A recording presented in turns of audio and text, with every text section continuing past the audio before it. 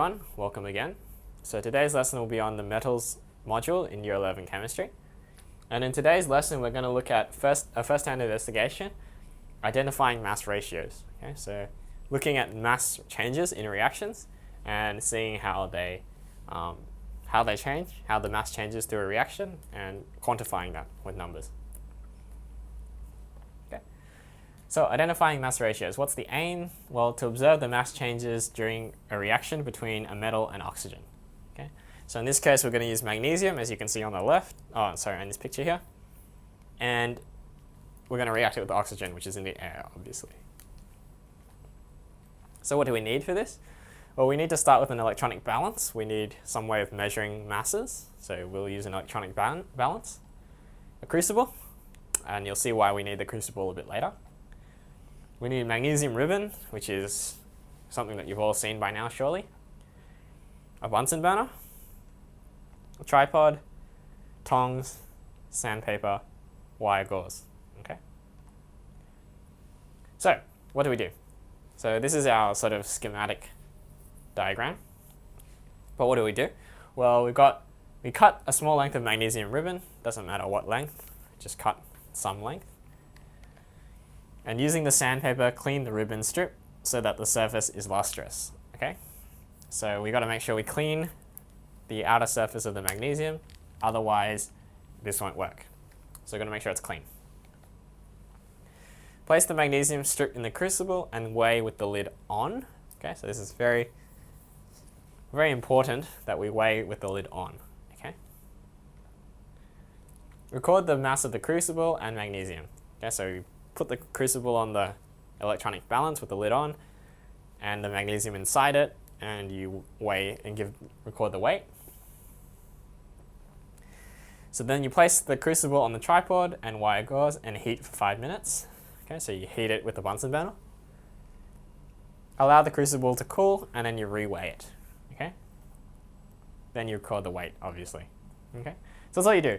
You just put the magnesium, cut magnesium, clean it, put it in the crucible. Weigh the crucible and lid, then you heat it, then you weigh the crucible and lid again after you've heated it. Okay? And see what happens. So what will you notice? Well, you'll notice a white powdery substance will have formed in place of the magnesium ribbon. So you'll get this white powdery substance rather than the strip of magnesium that you started with. And due to the addition of oxygen to the solid material, the mass of the crucible should increase. Okay, so the total crucible mass should go up by a fairly significant amount. Okay. So safety, what do we need to worry about? Well, the tongs need to be used to remove the crucible directly after heating. So you got to use tongs because the crucible will get very, very hot, and obviously you're working with fire, so you got to be aware of the fire. But just be careful with the crucible because it's hot and it can be easily broken as well because it's ceramic. So be cautious of the Bunsen burner flame to avoid burns. You just want to avoid getting burnt here. That's pretty much the only risk, is getting burnt. Okay. And if you do happen to get burnt, sometimes, of course, accidents happen. Run the affected area under cold water for 10 minutes. Okay, so make sure the water's running and run your burn underneath cold water, because that will help take the energy away from that area, and so you don't get any damage from the burn. Okay. Also, this may not be a problem because we're using the crucible, but just for safety issues, magnesium releases ultraviolet light when it reacts with oxygen. So if you do happen to, for instance, have the lid of the crucible off for some reason, don't look at the light because you'll damage your eyes. Not significantly, but I wouldn't suggest doing this looking directly at it.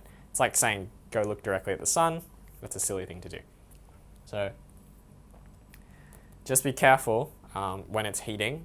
Also when, just at the end of heating, in case there's any residual energy coming out, that's ultraviolet light.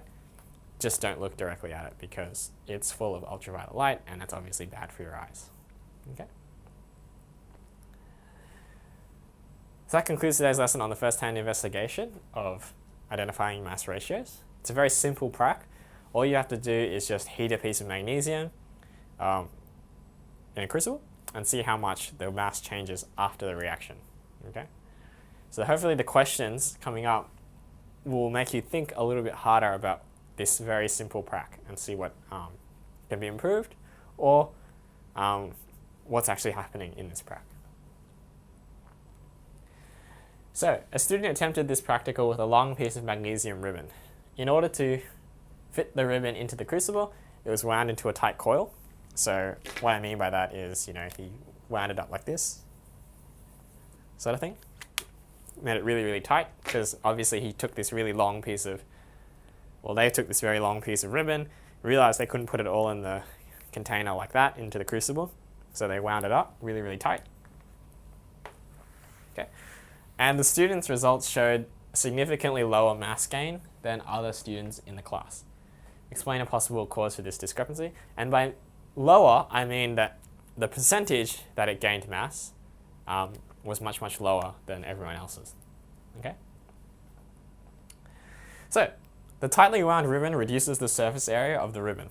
Okay, so if you have a ribbon this long, okay, then if you coil it up, the exposed area may only be like this much, which is much less than what you started with. So we've actually reduced the surface area of our ribbon. Additionally, the use of excess magnesium means that the oxygen could not react with the inner magnesium ribbon as it was shielded by the outer magnesium. So in our little coil, only the outside could react, whereas the inside didn't have access to oxygen because there was so much magnesium on the outside. The student should have used less magnesium to avoid having to coil the ribbon. Okay? So what you ideally want is just to have a strip of magnesium that you can put straight into the crucible, no coils, nothing like that, just put it straight into the crucible and then see what happens. Okay? So having a long piece of ribbon is good because the mass change, the fluctuations in mass are lower, but you don't want too much because you can get situations like this happening. Okay? So having a lot of mass is good because it lowers the percentage error that you can have because the mass is so much bigger. So little fluctuations in mass won't affect your results so much, but having too much mass will give you a situation like this where you don't get full reaction happening. So okay, so I emphasized the point of leaving the crucible lid on, but why? Why is the crucible weighed with the lid on after the reaction and consequently before the reaction as well? Well, the crucible is weighed with the lid on so that after the reaction, none of the product escapes when the lid is removed. Okay? So sometimes you might have a slightly maybe lower pressure in the container or maybe a slightly higher pressure depending on the situation. Some pressure difference in the crucible compared to outside. So when you open it, sudden influx or outflux of air will may drag some of the powdered substance with it, and that can ruin your results. So you want to just make sure you don't do that. So essentially, we keep the lid on just to improve the accuracy of our results. Okay, so we just don't want to have a problem where we lose some of the product because we open the lid. Okay. In a class, many students used different amounts of magnesium. It was assured that there was no incomplete reaction. Are the results of each of their experiments comparable? Okay, so this is sometimes we talk about controlled variables, and in this case, the teacher forgot to mention this to the students. So the students decided, you know what, we've got freedom. Let's go do whatever. Let's go use all sorts of different sizes of magnesium. The question then becomes, can you even compare their results? If one person says the mass gain was 10 grams, another person says the mass gain was 5 grams, another person says the mass gain was 1.5 grams. Are these results even consistent with one another? And the question is, can you compare them? So, experimentally, is it okay to compare them? Well, if the assumption that all the reactions went to completion, then yes, the results can still be compared. Okay, so assuming that this no incomplete reaction holds, we can still compare the results of each of these kids' experiments. However, the mass gain measured in grams cannot be used to compare. Okay? So the mass gain, where we measure it in grams, we shouldn't use, because that's not a good measure. Because like I said, if I use heaps of magnesium, I could get a very big mass change. If I use very little magnesium, I could get a very small mass change. So we can't use grams to measure it. The percentage mass gain is a better measure, which normalizes the results for different magnesium ribbon masses. Okay, so the percentage mass gain essentially is just the mass gain over the starting mass of magnesium. Okay, so if I do that, obviously someone with greater mass gain and bigger magnesium, that kind of cancels out, right? So that's the whole point of normalizing the results, to make sensible comparisons between these experiments. Okay, so you can compare them, but we just have to use a slightly different metric to compare them with, and that's what experimenting is all about. Trying to get consistent results and using the right measures for certain things. Okay.